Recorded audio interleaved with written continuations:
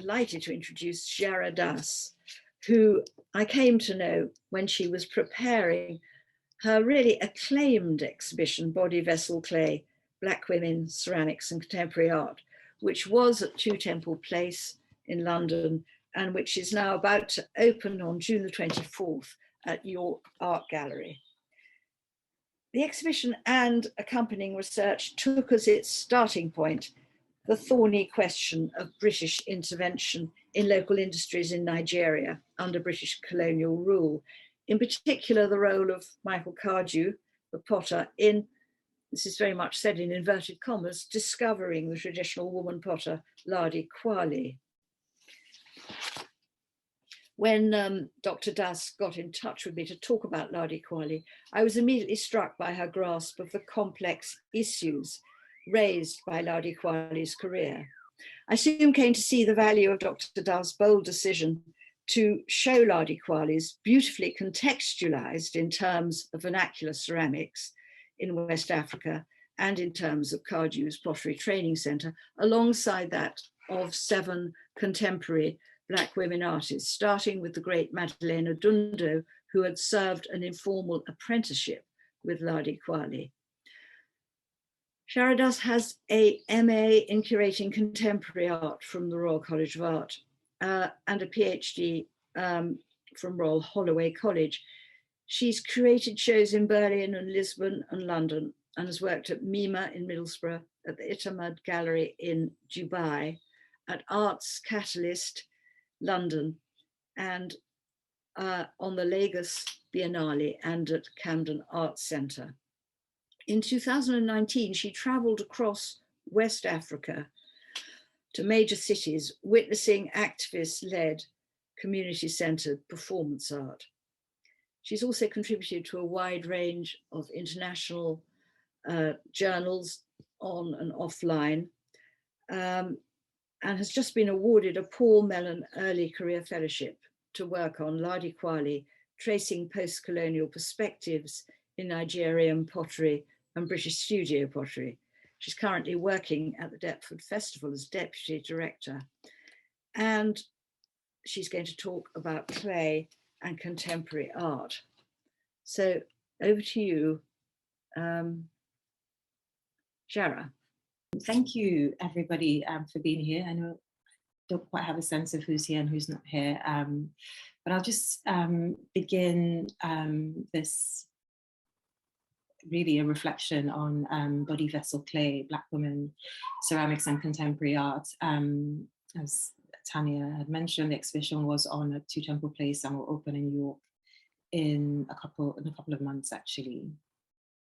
And so in terms of sort of putting the exhibition together, I was really interested in revisiting the legacies and histories surrounding Ladi Kwali, particularly at the period where she enters into a dialogue and conversation with British Studio Pottery through the Pottery Training Center, founded by Michael Cardew.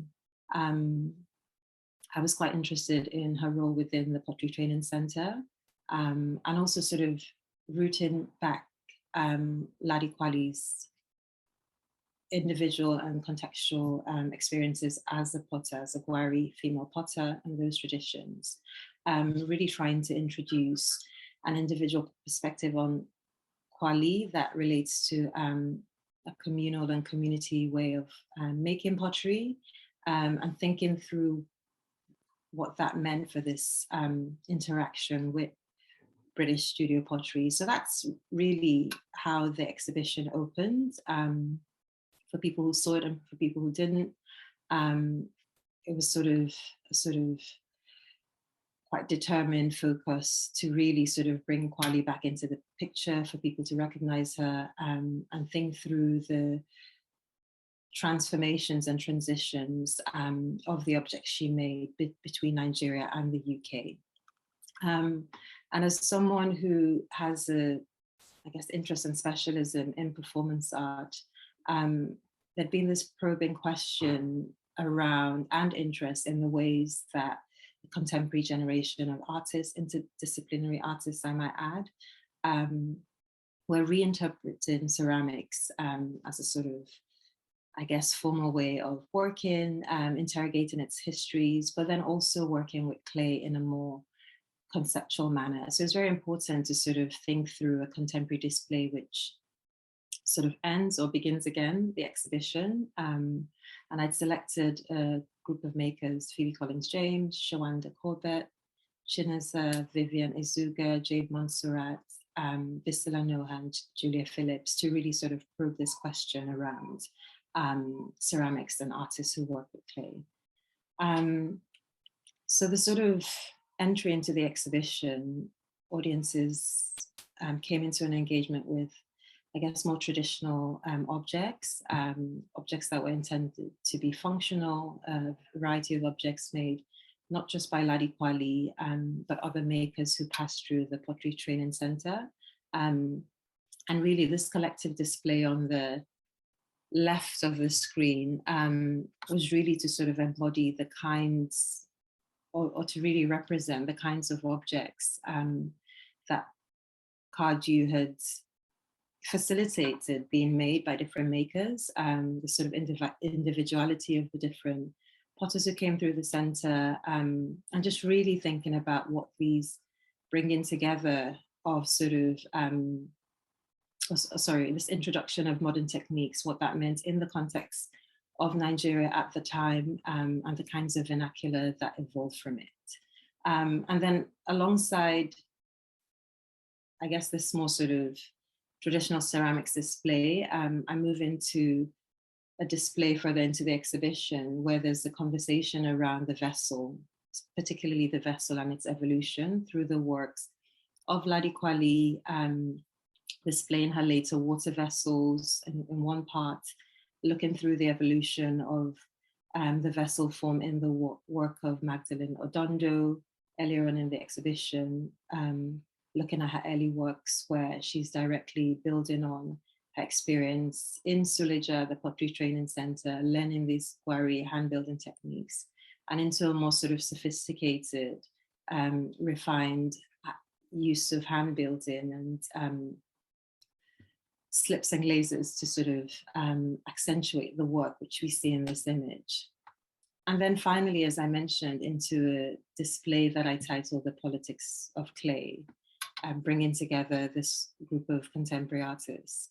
I mean, I was quite interested also in this idea of bringing together artists who understood or had gone through a formal ceramics training. So Phoebe Collins-James and Shawanda Corbett have both gone through that training, understand the techniques and processes of throwing on the wheel, as well as look into more sort of traditional forms of hand building.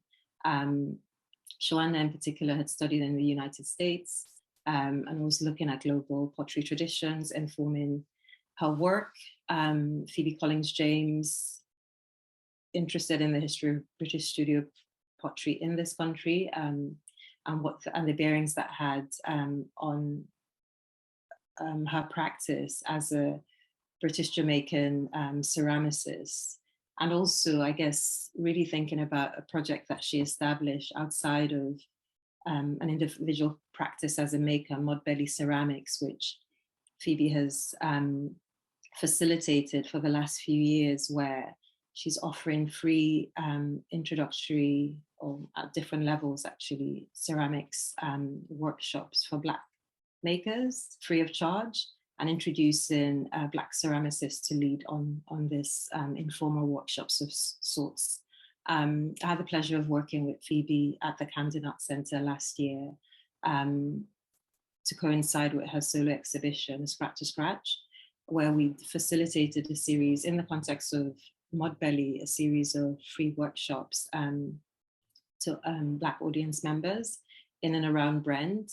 So she did a session with Bisila Noha, and through conversations, we'd invited Chris Bramble, who's local to Brent, to come in and sort of lead workshops on hand building and figurative sculptures. So really just sort of intervening within the space of pottery making, thinking about ideas around access, and also sort of broadening out in terms of a demographic of individuals who have access to making in spaces that are welcoming to them, in a sense. And then with artists like Chinasa, Vivian Ezuga, Jade Montserrat, and Julia Phillips in the exhibition, I was interested in just really returning to the rawness of clay as a medium, as a conceptual medium used in performance work. And in Jade Montserrat's film that was shown in the exhibition titled Clay in 2015, it's part of a trilogy. Jade Montserrat is really sort of raising questions around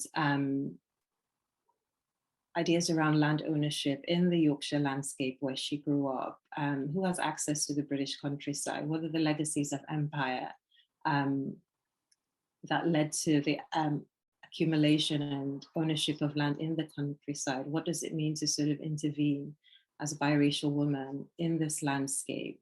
It's also a work that looks at ideas around extraction, humans gouging the earth, and also sort of these sort of relationships to sort of taken away from the earth and those sort of like implications. So in this film, which it's available online, actually, I sort of drop a link in the chat later. Jade and her collaborators, Webb Ellis, it's a performance for camera. A large hole is dug into the earth and Jade is performing these kinds of ritualistic gestures onto the landscape. She's digging, she's covering her body in clay, and also just sort of at certain points, she sort of immerses herself into this dug up hole and just sort of lies there, sort of connecting to the rawness of the medium, which, you know, is readily available, and also sort of commenting and thinking about engaging with that landscape as a child growing up in rural Yorkshire, creating fictive and imaginative worlds with the medium. So that's, oops, I'll go back. That's what that work was dealing with. And then conversely, looking at a performance, I mean, this was the documentation of the performance shown, but a work by Chinasa Vivian Ezuga titled Erone, a 6-hour durational performance commissioned for Spill Performance at Festival in 2018, where she'd interacted with 30 kilograms of clay, making sculptural forms, adorning her body with the clay, wrestling with it, pounding into it. And over the duration of the performance, testing her body limits really with this material, lifting it onto her back. And Chinasa had mentioned that the work, you know, was a sort of cathartic intervention to dealing with personal issues of grief and loss, and sort of return back to Nigeria, to the east of Nigeria where she's from, and this landscape of rich terracotta, ochre, clay that just dominates the visual landscape, and just thinking of the body and a return back to the material through this work. So this sort of idea around sort of place making and clay being sort of a commentary on sort of place and location and locality was something that I wanted to bring through in the exhibition, and the idea of sort of, I guess, a return back to this mound where vessels and objects emerge from was also something to think about, which is why the sort of impressed lump of clay was displayed alongside the exhibition, just this idea of a sort of form about to emerge, or from sort of breaking down or not fully being realized as well.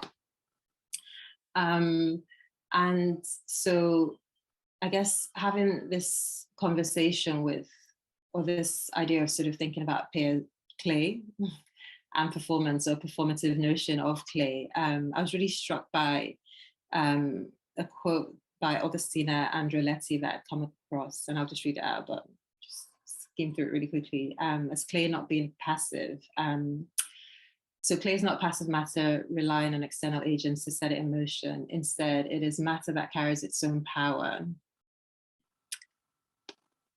and energy of transformation. Yet clay bears the sign of touching. It documents the engagement between responsive material and hand and other non-human being or thing, spiritual maybe. The material and the human body exist by themselves. However, they are at the same time experienced or used by the other. The unfolding of relations, meanings, and transformations through the physicality of touch create a space for differentiation. The openness to malleability that clay offers requires a physical difference to be experienced, a tactile experience of continual change. So this idea of tactility and haptic and touch, I've just taken two examples of artists from the exhibition because I don't have enough time to speak about everyone.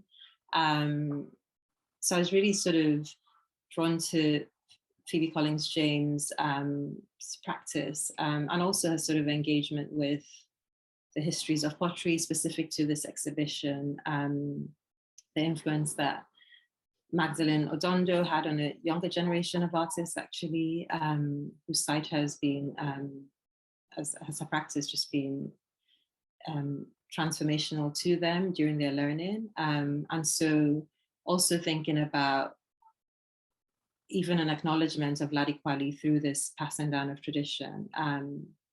So Phoebe Collins-James' engagement with Kwali, as she said in this text that I've put up, was through Magdalene Odondo, but then also when she began sort of training as a ceramicist, formally, I'm thinking about the histories and the legacies of British studio pottery, Ladi Kwali's, her engagement with Ladi Kwali as a maker sort of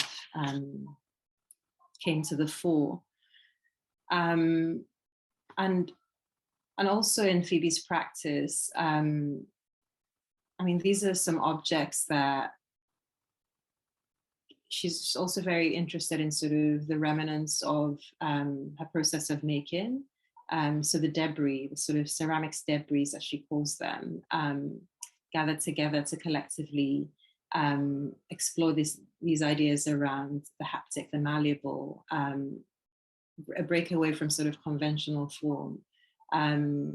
We've often spoken about them being sort of disobedient objects, the vessels that aren't quite uniform and doing something else, and conjuring up different meanings depending on which viewer is sort of like engaging with them. And I just quite like this idea of sort of nothing in the process going to waste, and then these objects sort of becoming a new way of engaging with, I guess, ideas around what fully formed object or vessel could be, really. And then also moving into this sort of hybridity of practice, as I like to think about it, where working with clay in a sort of sculptural form is something taken up by the artist. So in this body of work that Phoebe's been exploring over the past year, well, almost 2 years now, the subtle rules of dance, where she's really sort of building up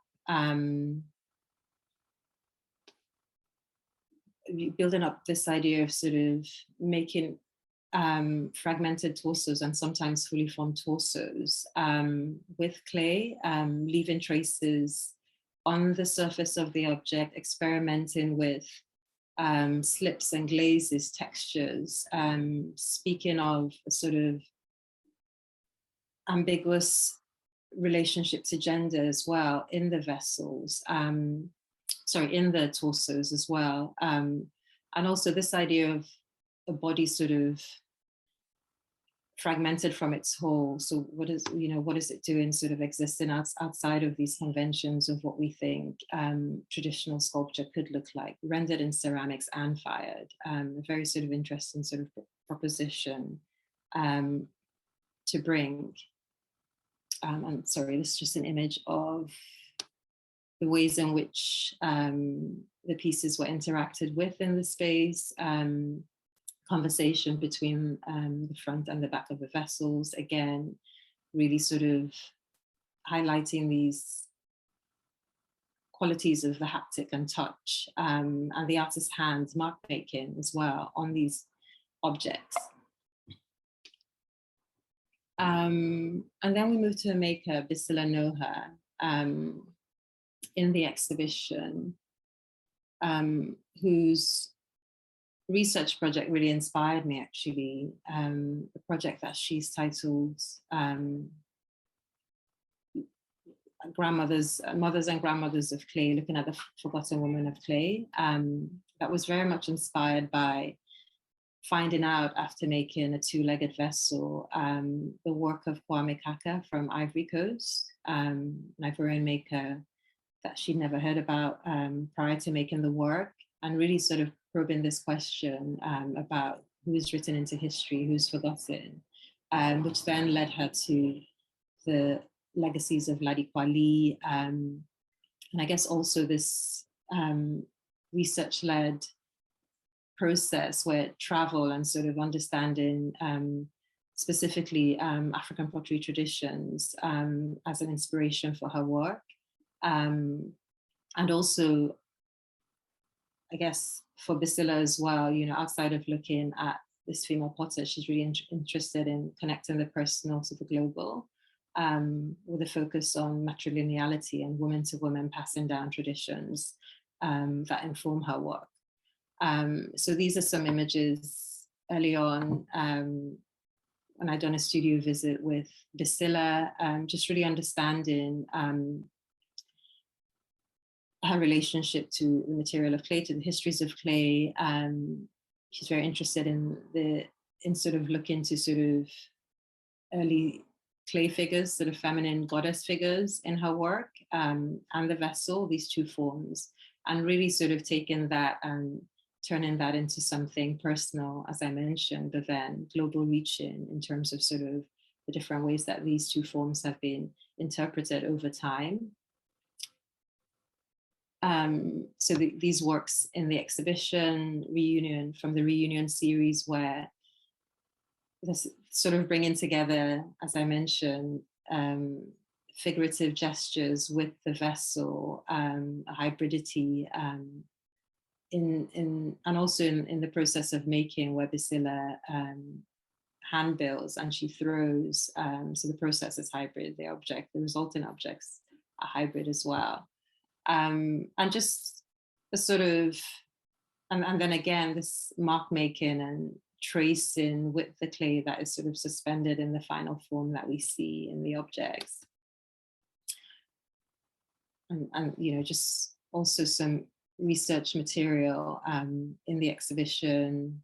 Can't really see in the publication, I think that's the Magdalena Dondo Journey of Things catalogue, where she's looking, as I mentioned, at these sort of early terracotta and clay figures, and some of her sketches to the left, where she's exploring the different forms that we see resulted in the exhibition.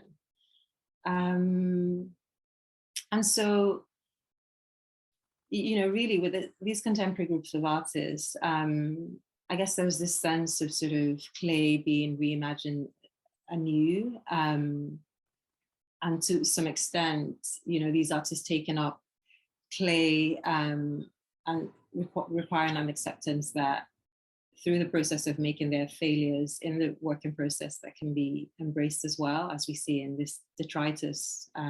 Phoebe Collins-James also represents as work. And also really sort of like probing the transformation, working with raw material, as we saw in the work of Jade Montserrat and Chinasa Vivian Azuga, and really taking ownership of both the medium, ways of working in a way that is personal, but hopefully like speaks wider across different disciplines. Yeah, that's it. Thank you.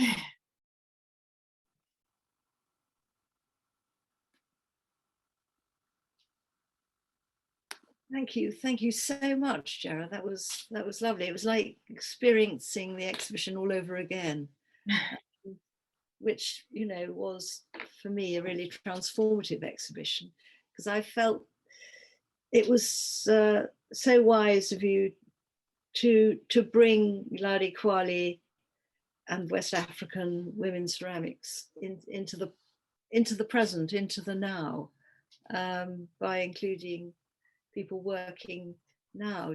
But I just want to ask one introductory question before we throw open the floor to everybody else, because there's lots of interesting questions here I can see coming up.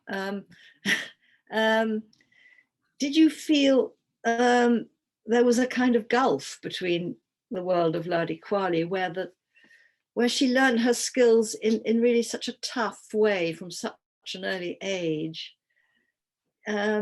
Skills that, do you feel those skills will really never not survive? I mean, there are still markets in West Africa with pots piled high, and it's like the most precious commodity, that sort of skill.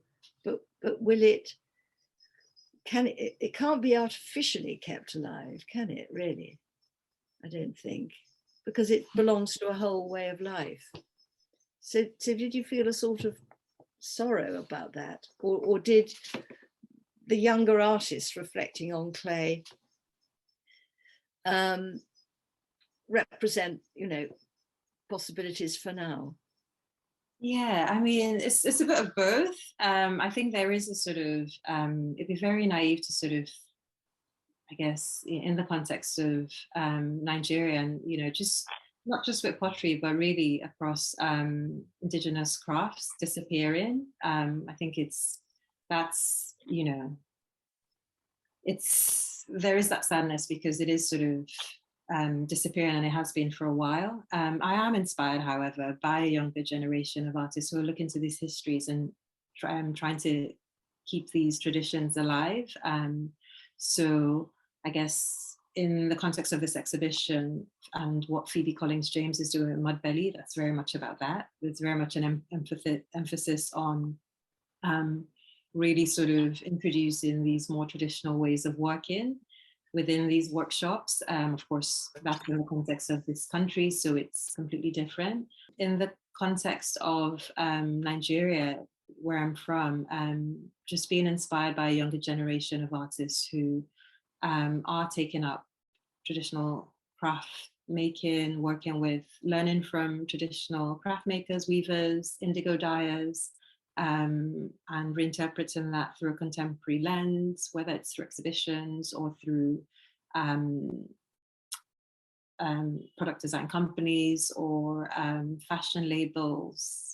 So Eva Musterman asks, in a moment where access to formal training or creative education is being taken out of our education system, are there things we can learn from Ladi Kwali in terms of community and community making to create a different form of access to education in clay?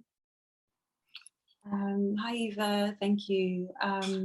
Yeah, I mean, that's a really big question around sort of policy and this sort of erasure of, creative education from the education system. I think there are communities of individuals who are trying to sort of counter that through these spaces that are outside of the institutional model. And I think we're going to see more and more of that, actually. There's a question around sustainability, especially when you have individuals who are juggling in the climate that we're in and that is ongoing, sort of loss of resources and funding to keep these sorts of initiatives going. Yeah, it's quite a uncertain and sort of, yeah, I'm not really sure how to fully answer that, because on the one hand, even though we have this sort of enthusiasm for sort of community-led spaces, there's also that question of how to keep them going, actually. Who sustains them, who funds them, who has access to them as well. Yeah, it's an open one. Thank you, Jareh. We have another from Rhiannon Ewing James. She asks, well, she says she has a few questions. She asks, and this is a big one, what questions are you asking yourself around contemporary ceramics or studio practice? I guess that sort of lends to maybe what you're thinking about next, post body vessel clay. And what is the most joyful part of your practice? Sorry, can you repeat the first part of the question? Of course. What questions are you asking yourself around contemporary ceramics or studio pottery practice? Yeah, I mean, I guess the, big question around that, it's, at the end of the day, this exhibition is still happening in institutional spaces. So there's always that question around who gets access to these exhibitions, even though, at Two Temple Place, the exhibition was free, but it's in the centre of London. There's all sorts of different barriers to even access spaces like Two Temple Place, and they're just institutional spaces, museums in general, which actually, I have to say that Two Temple Place were so proactive in really engaging with different audiences, different age groups, through the public program. Actually, I think that was a really sort of important and positive way of sort of unpacking, these layered histories that the show presented, for different audiences for different reasons. And the other part of the joyful part of all of this, I'm a big researcher. I sort of enjoy research. I enjoy it's a sort of privileged position to work with a contemporary generation of artists who I very much see as peers. We're all of a similar age. We're all sort of, our conversations are around we have similar points of view, and also sort of, I guess, in a way, working with a generation that you're a part of and engaging with legacies close to you as well. So that was very enjoyable. And I think for me, as somebody who's British and Nigerian, really, through this exhibition and, really sort of probing this question of Ladi Kwali's history and legacy, from a personal and academic position, and also sort of,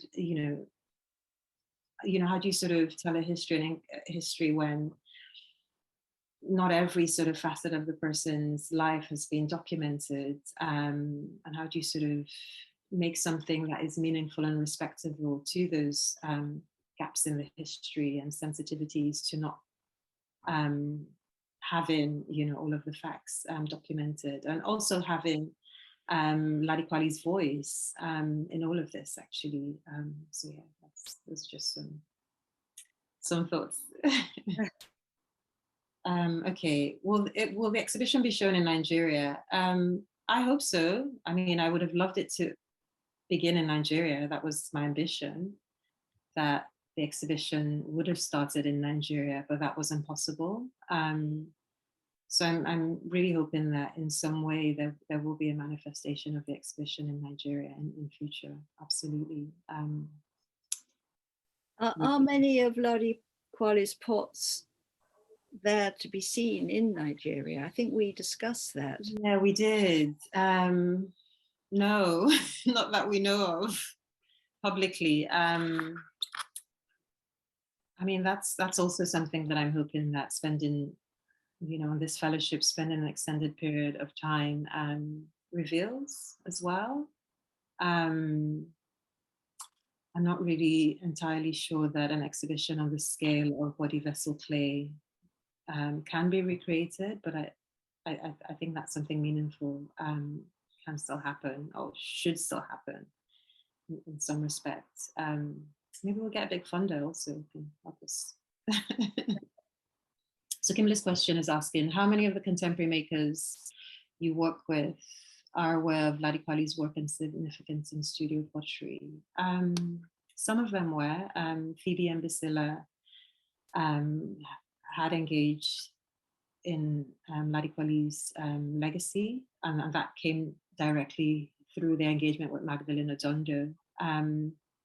Other artists were hearing about her for the first time through this exhibition. She was very much introduced to them, and very much embraced by all of the contemporary artists, actually, and the ones who had never heard of her previously wish they had, because I think everyone who engages with her history just is quite in awe of who she was as a person, and just her achievements, and also sort of straddling between these two cultures. So yeah, that's sort of, but only two of the artists in the contemporary display knew about Ladi Kwali prior to the exhibition happening. I'm thinking about figures who one might compare with Ladi Kwali, and Maria Martinez comes to mind, and the Pueblo potters of New Mexico. And again, it's a sort of chapter of accidents, you know, the pots were being made, but one or two of these individuals, through contact with more powerful agencies, were able to become figures that we still know about, which reminds us that, you know, there's a vast group of people who we perhaps will never know about, who form the bedrock of the tradition, out of which these striking individuals came. It's kind of almost the opposite of the contemporary art world, where people forge their identities from the start. It's quite interesting that you mentioned that. Sorry, I know we're out of time, but I was in Dakar recently, and I was at a friend's place who had been collecting ceramics for years.